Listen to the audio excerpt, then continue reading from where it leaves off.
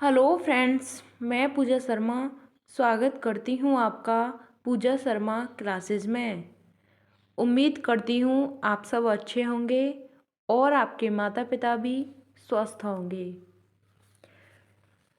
तो आज हम डिस्कस करेंगे वायुमंडल की परतें एवं वायुमंडल। ठीक। यूपी टेट 2023 के लिए हम बेहतरीन रणनीति के साथ अपनी तैयारी को कंटिन्यू कर रहे हैं। ठीक।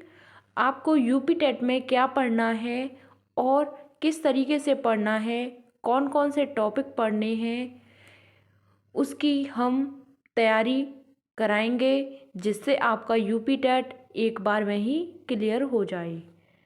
तो चलिए हम टॉपिक वाइज आपको सारा सिलेबस को कंप्लीट कराएंगे। तो आप चैनल से बने रहिएगा, चैनल को सब्सक्राइब कर लेना और बेल आइकन प्रेस कर लेना जिससे आने वाली वीडियो का नोटिफिकेशन आपको मिल सके। अभी तक आप टेलीग्राम चैनल से नहीं जुड़े हैं तो टेलीग्राम चैनल से जुड़ जाएं, वहाँ पर आपको फ्री नोट्स मिल जाएंगे। तो चलिए स्टार्ट करते हैं वायुमंडल की परतें एवं वायुमंडल।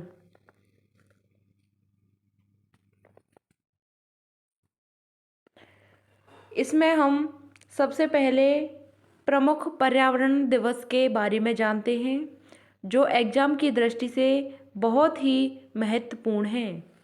तो चलिए, विश्व कैंसर दिवस कब मनाया जाता है? तो विश्व कैंसर दिवस है वह 4 फरवरी को मनाया जाता है। ठीक। विश्व कैंसर दिवस 4 फरवरी को मनाया जाता है। अंतर्राष्ट्रीय मातृभाषा दिवस यह 21 फरवरी को मनाया जाता है। अंतर्राष्ट्रीय मातृभाषा दिवस 21 फरवरी को मनाया जाता है। ठीक। राष्ट्रीय विज्ञान दिवस की बात करें तो यह 28 फरवरी को मनाया जाता है। राष्ट्रीय विज्ञान दिवस 28 फरवरी को मनाया जाता है। महिला दिवस की बात करें, यह आपके लिए बेहद महत्वपूर्ण है। महिला दिवस है, स्टार लगा करके आप इसे लिख लेना। महिला दिवस 8 मार्च को मनाया जाता है। ठीक। वन दिवस की बात करें तो यह 21 मार्च को मनाया जाता है। वन दिवस 21 मार्च को मनाया जाता है। जल दिवस की बात करें तो यह 22 मार्च को मनाया जाता है। पृथ्वी दिवस 22 अप्रैल को मनाया जाता है। वन दिवस 21 मार्च को मनाया जाता है। इसके बाद जल दिवस मनाया जाता है 22 मार्च को और पृथ्वी दिवस है वह 22 अप्रैल को मनाया जाता है। ठीक। तो आपको इन्हें याद रखना है। ठीक। यह आपकी एग्ज़ाम की दृष्टि से बहुत ही महत्वपूर्ण है। ठीक। तो चलिए आगे बढ़ते हैं। जैव विविधता दिवस की बात करें तो यह 22 मई को मनाया जाता है। बायोडायवर्सिटी दिवस है वह 22 मई को मनाया जाता है। ठीक। प्रवासी पक्षी दिवस 8 मई को मनाया जाता है। प्रवासी पक्षी दिवस है वह 8 मई को मनाया जाता है। ठीक। पर्यावरण दिवस की बात करें तो यह आपको पता होगा बहुत ही ज़्यादा महत्वपूर्ण है। यह 5 जून को मनाया जाता है। पर्यावरण दिवस 5 जून को मनाया जाता है। ठीक। प्रदूषण दिवस की बात करें तो यह 2 दिसंबर को मनाया जाता है। पॉल्यूशन डे है वह 2 दिसंबर को मनाया जाता है। ठीक। जनसंख्या दिवस की बात करें तो यह 11 जुलाई को मनाया जाता है। जनसंख्या दिवस 11 जुलाई को मनाया जाता है। विश्व वन्य जीव दिवस है वह 1 अक्टूबर को मनाया जाता है। विश्व वन्य जीव दिवस 1 अक्टूबर को मनाया जाता है। विश्व खाद्य श्रृंखला दिवस की बात करें तो 16 अक्टूबर। विश्व खाद्य दिवस है वह 16 अक्टूबर को मनाया जाता है। ठीक।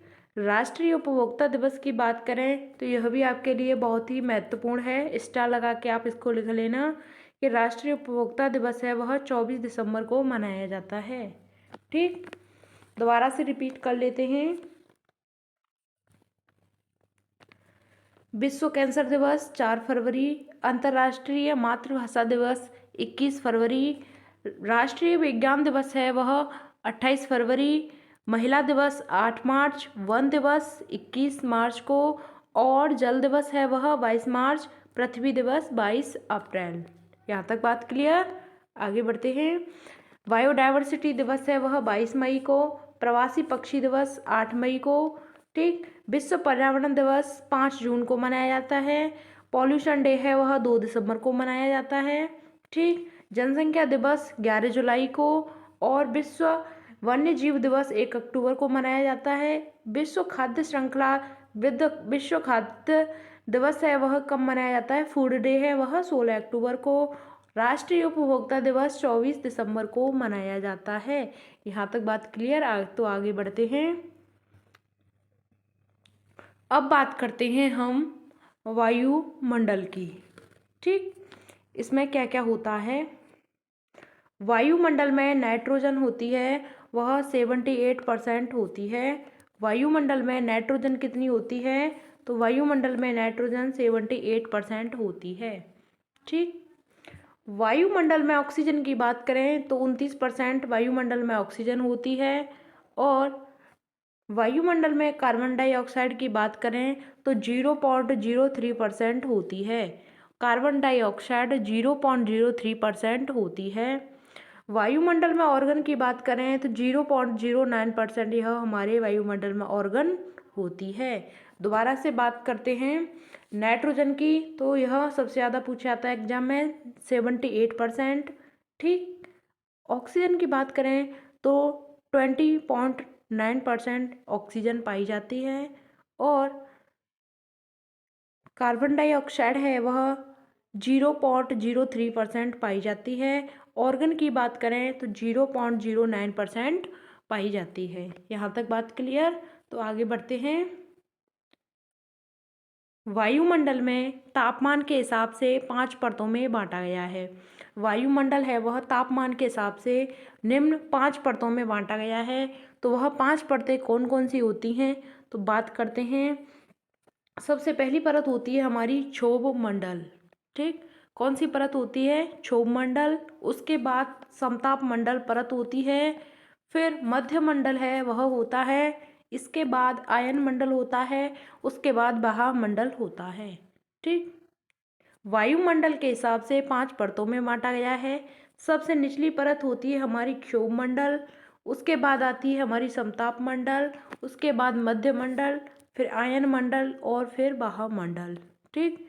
दोबारा से समझो। क्षोभ मंडल आती है नीचे से, यह ऊपर के क्रम में है, तो सबसे पहले क्षोभ मंडल होगा नीचे से, फिर उसके बाद समताप मंडल, फिर मध्य मंडल, फिर आयन मंडल, फिर बाह्य मंडल।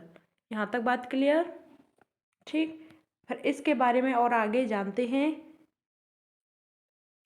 ठीक। क्षोभ मंडल की बात करें, जो सबसे निचली परत होती है यह 0 से 18 किलोमीटर के बीच की होती है। यह कितनी होती है, 0 से 18 किलोमीटर के बीच की होती है, उसे हम क्षोभ मंडल कहते हैं। और वायुमंडलीय घटनाएं आंधी तूफान वर्षा इसी मंडल में होते हैं, ठीक।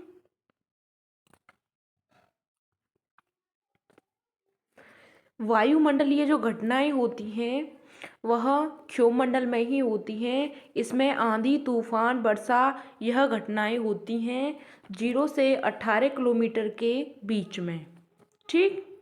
तो चलिए अगली परत की बात करते हैं। अगली परत है हमारी समताप मंडल, ठीक। समताप मंडल, समताप से पता चल रहा है यहाँ पे जो तापमान का क्रम है वह तापमान होता है थोड़ा समान रहता है, ठीक। समताप मंडल, समताप मंडल में ओजोन परत पाई जाती है। समताप मंडल में क्या होता है कि वहीं पर ओजोन परत पाई जाती है, जो ओजोन लेयर होती है, ठीक। और क्षोभ मंडल 0 से 18 किलोमीटर के बीच का था, 0 से 18 किलोमीटर के बीच का था।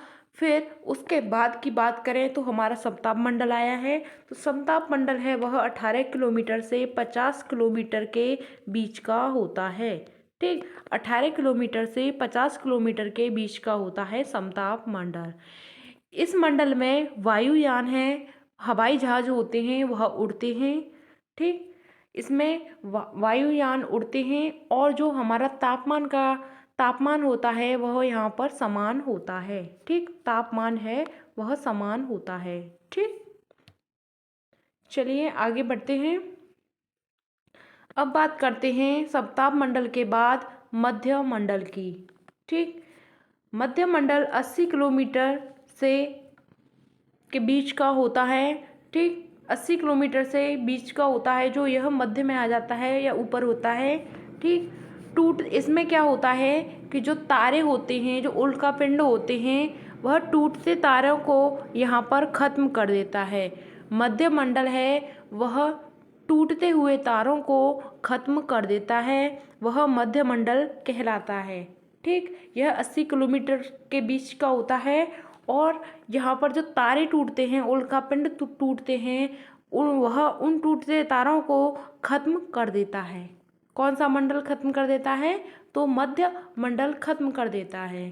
ठीक, अब मध्य मंडल के बाद आता है हमारा आयन मंडल। ठीक, इस मंडल की बात करें तो यह 80 किलोमीटर से 640 किलोमीटर के बीच का होता है। ठीक, आयन मंडल होता है वह 80 किलोमीटर से 640 किलोमीटर के बीच का होता है। इसमें क्या होता है कि रेडियो की तरंगों का परिवर्तन होता है।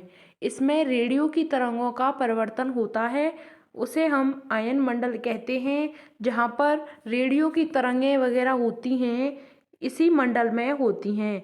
कौन से मंडल में? आयन मंडल में होती हैं रेडियो की तरंगें। ठीक, अब बात करते हैं आगे। इसके बाद आता है हमारा बाह्य मंडल। ठीक, जो सबसे ऊपर का होता है। ठीक, सबसे ऊपरी परत होती है। ठीक, बाह्य मंडल क्या होता है? सबसे ऊपरी परत होती है। ठीक, हमने पढ़ा था, सबसे पहले पढ़ा था क्षोभ मंडल। ठीक, क्षोभ मंडल। उसके बाद हमने पढ़ा था समताप मंडल। ठीक, समताप मंडल है, इसी में ओजोन लेयर आ जाती है यहाँ पर। इसके बाद मध्य मंडल होता है। ठीक, इसके बाद क्या होता है? मध्य मंडल होता है। और इसके बाद की बात करें, मध्य मंडल के बाद की बात करें तो आयन मंडल होता है। ठीक, आयन मंडल होता है। फिर सबसे ऊपर हो जाता है हमारा बाह्य मंडल। ठीक, क्षोभ मंडल, समताप मंडल, मध्य मंडल, आयन मंडल और बहिर्मंडल। ठीक, यहाँ तक बात क्लियर? तो आगे बढ़ते हैं। अब बात करते हैं हम ओजोन परत के बारे में। जो हमने समताप मंडल के वहाँ पर थी ओजोन परत, उसके बारे में बात करते हैं। तो चलिए, ओजोन परत को क्या कहा जाता है? ओजोन परत को O3 कहा जाता है। ठीक, ओजोन परत को O3 कहा जाता है। ओजोन परत समताप मंडल में पाई जाती है। ओजोन परत कहाँ पाई जाती है? तो यह समताप मंडल में पाई जाती है। ठीक, ओजोन परत 10 किलोमीटर से 50 किलोमीटर की रेंज में होती है। ठीक, ओजोन परत कहाँ होती है? 10 किलोमीटर से लेकर 50 किलोमीटर के बीच की होती है। बात क्लियर? ओजोन परत को क्या कहते हैं? ओजोन परत को रक्षा कवच कहते हैं। ठीक, रक्षा कवच क्यों कहते हैं?